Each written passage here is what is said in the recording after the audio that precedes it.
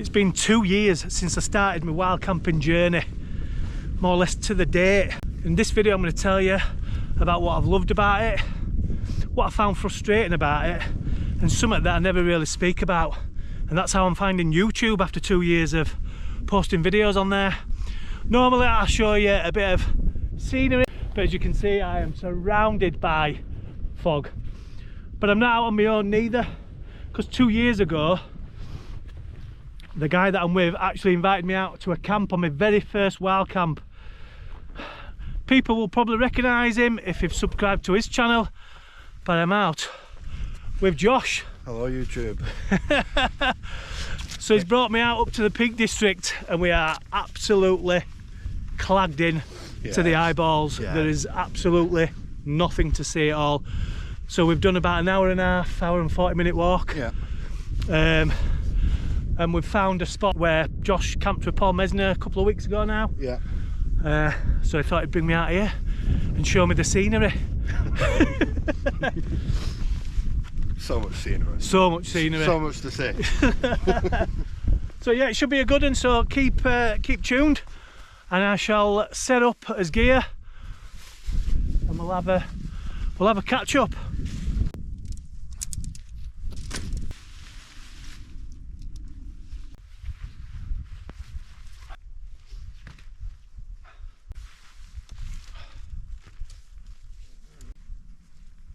So we're all set up now.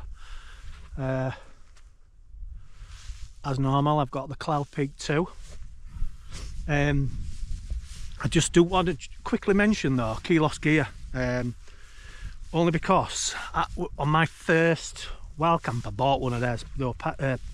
Stop, rewind. On my first wild camp I bought a keyless gear mat, and it was my first keyless, it was my first sleeping mat that I ever bought, and it's like so good, 10 centimeters thick. It's got an R value of about 4, so not brilliant for winter, but these conditions it's not too bad. I've got a foil mat underneath, and after about 18 months it started going down, and I emailed him. I thought I'm just going to email him, you know, it's 18 months old, I've used it a good couple of times, and anyway they just basically said to me we'll send a picture of it pumped up and a picture of it sort of, you know, when it's lost air. So I did. The response was fantastic and sent the pictures off, and they sent a new one out after 18 months of using it. So I cannot knock that keyless gear for customer service, and you won't waiting days for them to reply. So yeah, if you're ever interested in buying one of their mats, don't be put off if Custard and American company, because the customer service were really good. So yeah, if you know, and mine were 80 quid and it's so comfy, and let's say my brother's got one, he's got the ultralight one as you've seen on previous videos. So yeah, don't be afraid of buying from America, because it was fantastic. Well, the dark and night has arrived.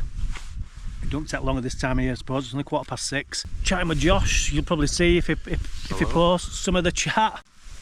There's not one single video on my channel where I'm actually sat out, where I'm properly sat outside with someone at night having a proper social. I don't think I've ever done it. No. But with you and your videos, I feel like you do take in the social aspect a lot on your videos and stuff, which I really like, because it's like, it's how it should be. And this is the thing, that this is what I love about wild camping. You know, people can go out there solo and absolutely have a fantastic camp. I've done 3 solo wild camps. First one I absolutely loved, even though it rained, I didn't cook. I just really took in just being on my own, do you know what I mean? Just peace and quiet. That solitude. I mean, that solitude, you know, I was camped next to a little river. It was absolutely amazing. By doing something like that out of your comfort zone, that you how big the world is with the countryside, and that's what I love about wild camping.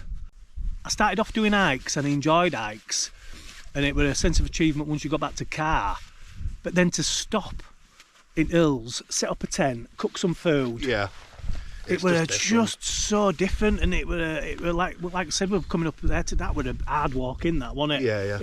It was thicker fog. You know, we sort of had an idea where this place was, you know. And I suppose if it had been a clear day, we'd have got straight to it. But I did. I actually got a bit disorientated. Yeah. With the fog. It just shows some of the complications of like that can come with the outdoors and wild camping. Like, because we got to the top, and where we're on Kinder Scout, so it's a plateau, and it's huge. It's so vast. It goes on for miles. But because of the thick fog, I kind of was just losing my bearing. Yeah. I was losing my bearing because I don't come over this side of the peaks much. No. So it just shows one of the complications that can come with navigation and stuff like that. Such a valuable skill, navigation. Yeah. Yeah, it's just, it is a valuable skill. See, I don't know how to read. I depend too much on technology, and I really need to learn how to read a map and use a compass. Yeah, map and compass is a valuable skill. It's like, if this fog wasn't here today, I would have had no problem finding this spot. Yeah. But the fog's rolled in. Yeah. You can see, what was it, like 50 yards? 50 yards or something like that. Yeah. So I couldn't see the rocks where we was trying to get to. This is what I absolutely love, you know, about wild camping. Just the quiet, you know, like you said, you know, if you go with friends and stuff and what have you, the social side of it, just sitting out. I mean, that's it now. It's completely pitch black in it. We can't see a thing now. I literally can't see past the lights. It's like I'm looking into the abyss. Yeah, it is. You can't see. You can't see, yeah. I actually can't see. Which, you know, if you go solo and you're out in the middle of nowhere, that can be quite scary. But I said it, and I think Josh said it on one of his videos, that, you know, you get more comfortable doing things that scare you. So the more you do it, the more comfortable that you are doing it, you know. I know for a fact there's so many people out there that are scared of just taking that first step to wild camping. Yeah. And I get it. Yeah. But it's just taking that first step. Yeah. There's plenty of videos on YouTube. Like, Craig's got a video on his channel going through all his gear and stuff like that. Yeah. Like, do you know what I mean? It's videos like that where you can look and it's like, oh, that'd work for me. Yeah. That's what I need. Yeah. And your full kit, I'm pretty sure you filmed that. Did you film that just after you started, or just after I started? Yeah. What do you think it is? So I don't know if everyone watching this now will know, but so 2 years ago, I put out a form that people could fill in to come wild camping, because the way I thought of it is there'll be someone out there who's subscribed to me who wants to give wild camping a go, who have not tried it. So I put out, you filled in a form. I filled in a form, and we went wild camping. Yeah. But my question to you is, what do you think from that first wild camp made you stick at it? For me, it were... Because you could have quite easily come on that wild camp and never done it again. Yeah. And I bet there's plenty of people that do that. Yeah, they go on a camp and think, I'm not doing this again.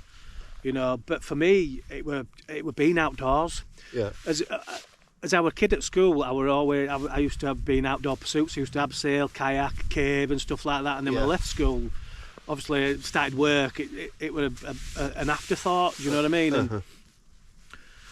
And when we first did that camp, when we got to camp, and just seeing that river going, you know, down beside of us, and the mills and stuff, and just that peace and quiet, you know. And I suppose one of my frustrations about wild camping, and that's what I'm doing, both love and frustrations, is that I don't like bumping into other people. Yeah.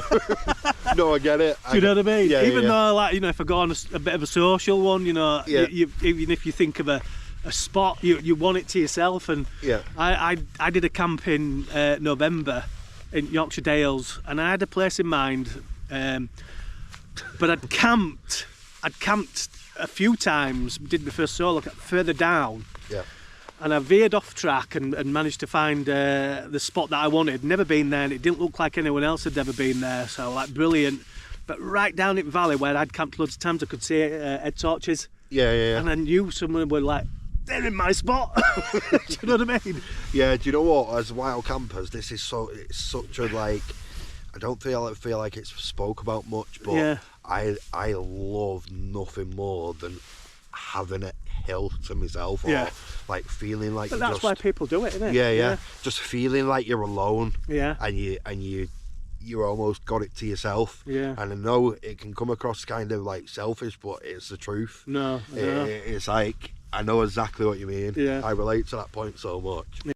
I know it's for everybody, but when you got something in mind that you're going to wild camp and be out of way and be in like pure pitch black solitude, you want it to yourself. Yeah. you want peace, don't you? Yeah. But do you generally like hate busy places in general? Yeah, my missus would tell you, if there were 3 people, if we ever went for a drink in a pub, if there were 3 people stood in front of me at a bar, it'd do me head in. I'd want to go find a bar that had nobody in. It'd just do me head in. Yeah. And I think maybe that's why that like wild camping sort of really appeals to me more. You know, I think one of the frustrations for me with wild camping is finding a spot, especially if you don't know where to go. Yeah. Finding a spot, that's what I struggle with most. Mm-hmm. Leaving your car in a lay-by. Yeah. You know, Yorkshire Dales in middle of nowhere. That could be quite daunting. That's a really common one. Yeah. That's a really common one. Yeah, that's leaving good. your car, you know, hoping that it's going to be there when you get back. And I've been on quite a few camps now, and it's always there, and no damage to it, and it's fine. You know, sometimes you can find car parks, you can park it in and what have you, but just leaving your car overnight can be quite scary. It's a frustration, you know, of mine. Have you ever experienced cold on a wild camp? So like being cold while sleeping or while in bed? No. I went in November with Mrs, but obviously we were right side of each other, so we were body heat and everything, and I actually thought when me and our kid, little Mid, went out a couple of weeks ago, I thought we were going to be freezing, but do you know what? It was really mild. Yeah. And I was like, I'm prepped. I'm wrapped up now. Yeah. And maybe it's because I'm wrapped up. Yeah. You know what I mean? That I'm not feeling the cold. It sucks me out. I mean, I'm not even got any gloves on. There's actually a saying with stuff like that. There's no such thing as bad weather, just bad gear. Yeah.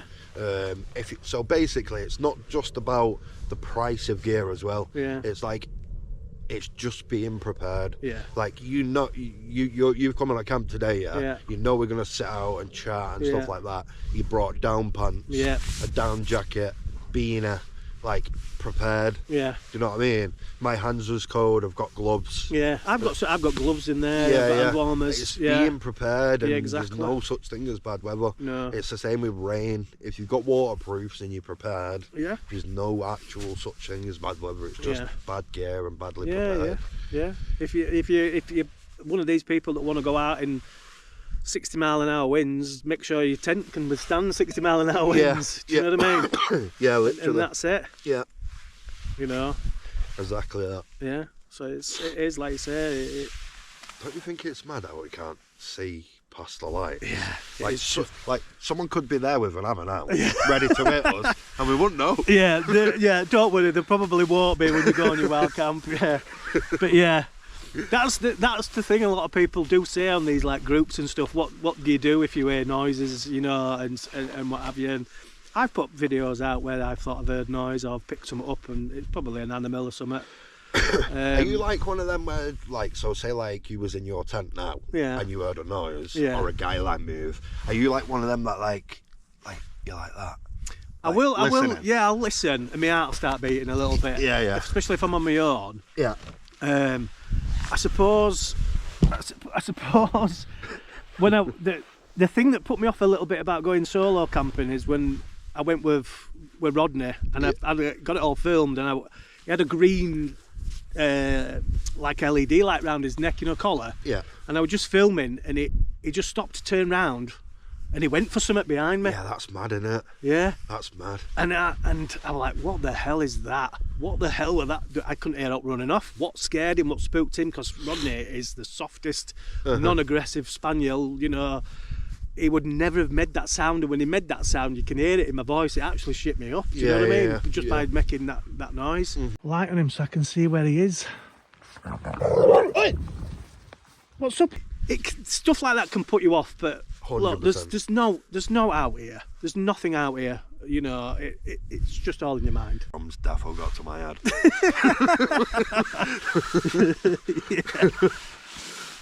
Feeling all warm and that. Well, I've got another little surprise for you in a bit. We'll have us food and and we'll bring you back. Yep. Bring you back, the old YouTube saying. I am cooking doner kebabs. Honestly, it is like Uber Eats has just come up here and dropped it off for us. There we go, look at that. Yes, Chucky Pabla. So Josh is having his first doner kebab. Come on then. Look at garlic and herb sauce. Oh my god. Yeah. Yeah? Yeah, that is banging. That is really good. Is it? You can't eat a sticky toffee pudding on its own, can you? Yeah, I mean, I can eat it on. Do you not want a bit of custard? I'll try a bit. On the side of something. Josh is doing sticky toffee pudding for his dessert. Unfortunately, we've had a malfunction with the custard, haven't we, Josh? Yeah, burnt the custard. Burnt the custard. How do you burn custard? It's easy done. It's easy done. Is this sort of... That's a frustration in the hills. Burnt custard. Yeah, not ideal, but there's a nice... You can have it on the side if you want. Smoky. There's like a smoky. It's like barbecue custard. Yeah, literally. Literally. Sticky toffee pudding. With no custard. With no custard. Josh is eating the custard. He likes barbecue custard. As a bit of a tradition, when I went out with Neath, I give him a little fireball just to... like a little nightcap. So there you go, Josh. Cheers. This should be interesting. Yeah. So do you swig this or do you sip it? Or whatever you want to do, mate. Whatever you want to do. Smell it first. Yeah, so it's a cinnamon whiskey. Oh, I can smell the cinnamon. Yeah. That smells lovely. So when I swig it, will it just be like swigging whiskey? Or will it taste more cinnamon? Cinnamon.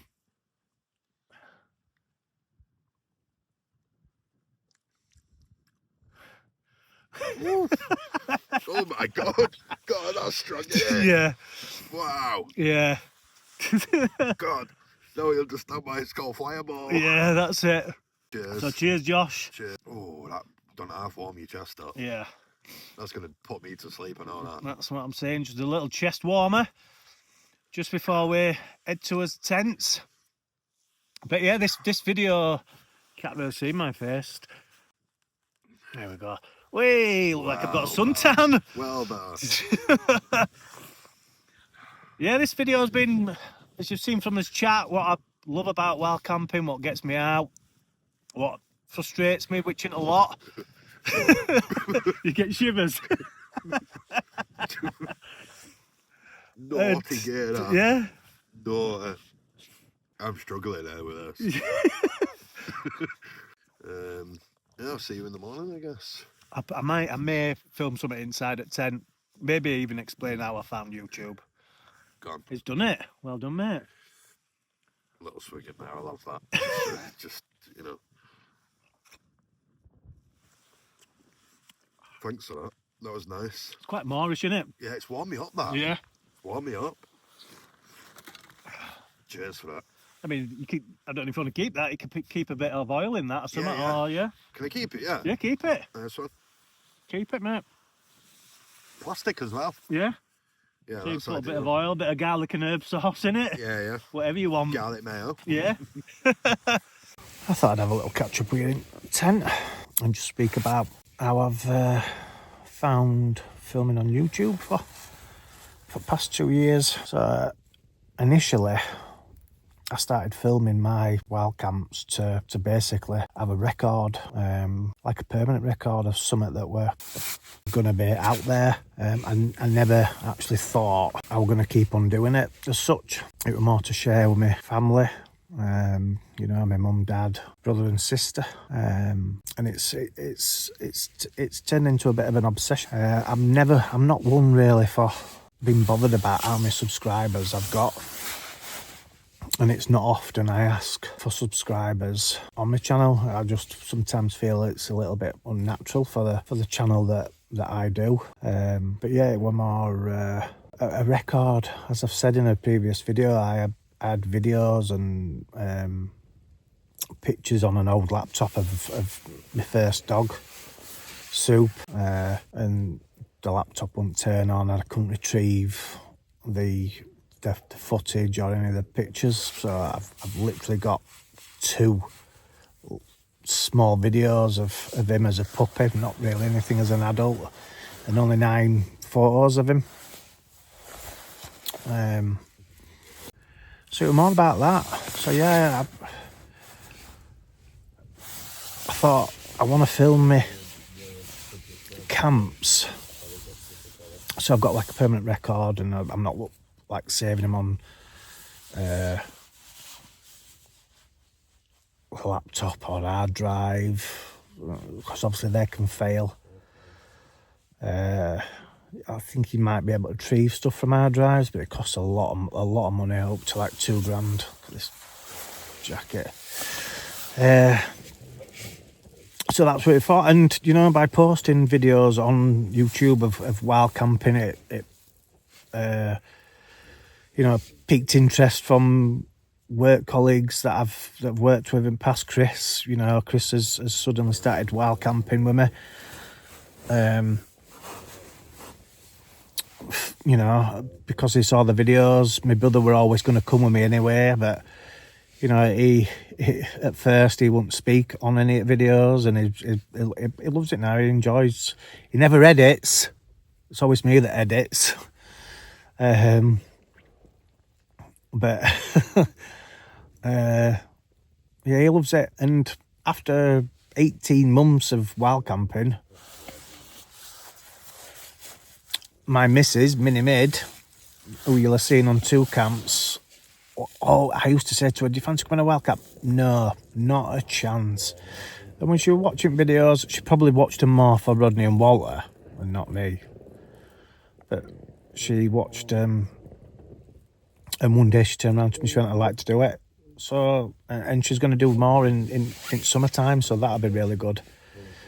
To go camping with missus. I don't know, it's doing YouTube, it's been a strange experience, because you're putting yourself out there.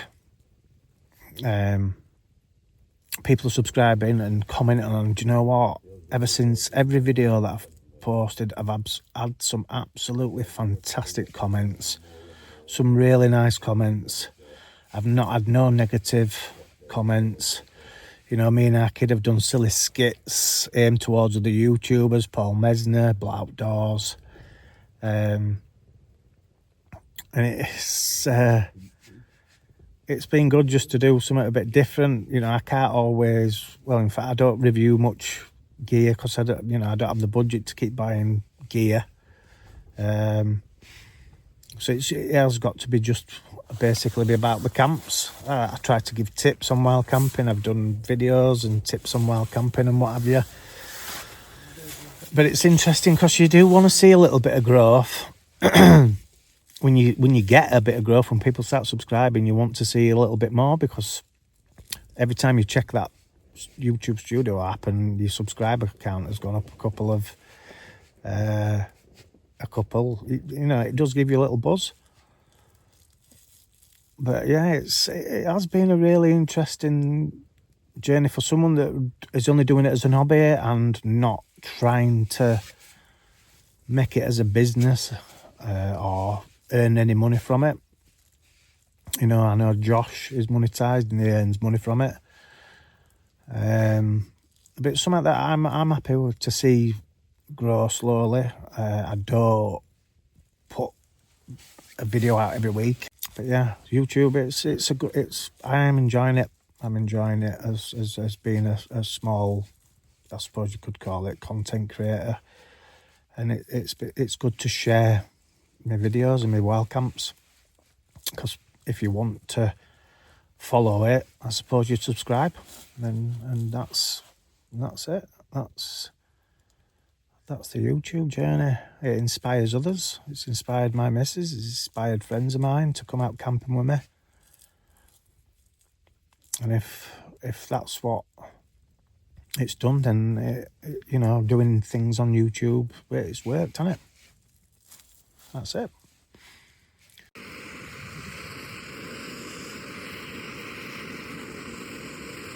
Well, you could say it's a bit of a stunning morning. Still really foggy, but we have got the sun coming out just while Josh is doing some sausage butties. Sausage butties. Look at these. Oh yes, look at them. Fucking. Oh, sausage butties. Been treated this morning to a nice sausage butty from Josh. Sausage butty on a bread cake. It's not a bread cake. He keeps calling it a bread cake. Josh is calling it a barm. A barn or barm? Barm with an M. Barm with an M. What's a barm? What do you call it from where you're from? So what got you out while camping? What piqued your interest? What made you decide to start buying gear and heading out? You know, was it through YouTube videos or through just hiking and thinking, I might want to sleep there tonight?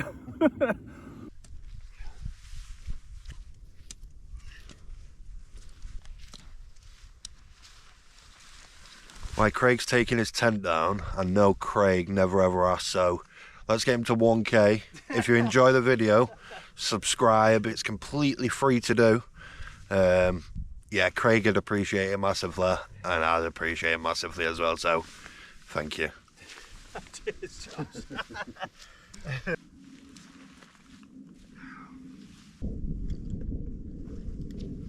Well, that is the tent down, and I suppose that's one of the worst parts of wild camping. Packing away, knowing it's over. Whoop, nearly fell over, and heading back to the car. But the hills are still going to be here next time, so I'll be out again. Don't forget to check the video out on Josh's channel. When you're posting it, Josh? Probably midweek. Midweek. So Tuesday, Wednesday. Tuesday, Wednesday. So what's that? About 9th of. It'll be probably out before mine, I reckon. Yeah. So yeah, head to Josh's channel and check it out. And yeah, likewise, if you're not subscribed to Josh, subscribe to Josh. Thank you. I'd appreciate that. Yeah. I ain't quite gone yet. I just thought I'd bring you back really quickly, just to show you this scenery. Look at that cloud. If it was just a little bit lower, we'd get like a proper cloud inversion, but look at it over there on the mills, just drifting up like smoke off it coming from valley. And then you've got beams of sunshine. Oh, it's stunning. It's just, like I said, if you've yet to go out on a wild camp, close that car door, lift your boot open, put your pack on, and just head up to the hills, because this is what it's about. Now I'm gonna go.